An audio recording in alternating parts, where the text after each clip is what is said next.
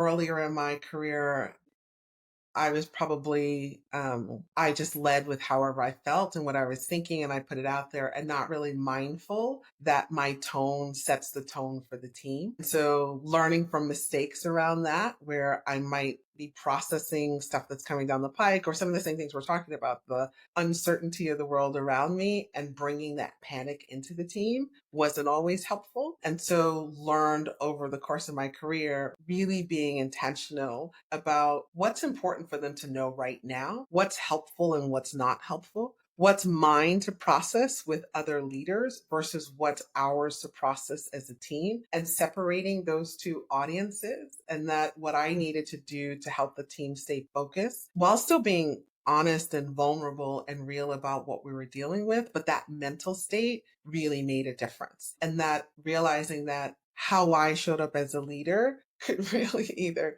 make the day for the group or kill the day for the group. And so the kind of leader that I am now, I've learned to find the balance between the two of them. More often than not, I get it right, but sometimes I still don't and have to course correct. But I think a lot about, what do we need to accomplish this week?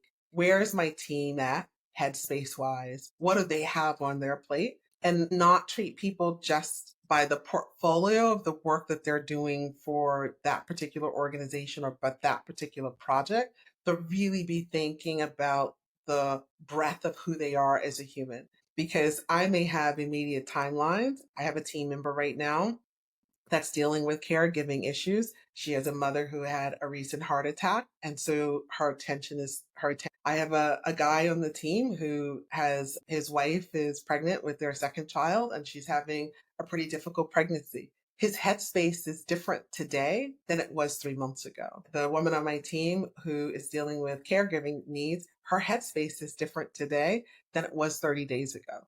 And so I may be trying to drive execution against the work and the deliverables, but I also need to do it in a way that's mindful of the headspace my team is in and how they need me to show up, both understanding while at the same time ruthlessly prioritizing what we need to focus on, negotiating where we need to negotiate, if we need to adjust scope, adjust timelines, negotiate for increased investment. So it's keeping an eye on what needs to happen to get the ball across the finish line, but doing it in a way that's mindful of that work has to get done through others, and others are showing up with everything on their plates with life, not just these deliverables that I need them to execute on as an organization. So I think about that mentally, not just for them, but also for myself. And that's what drives how I show up.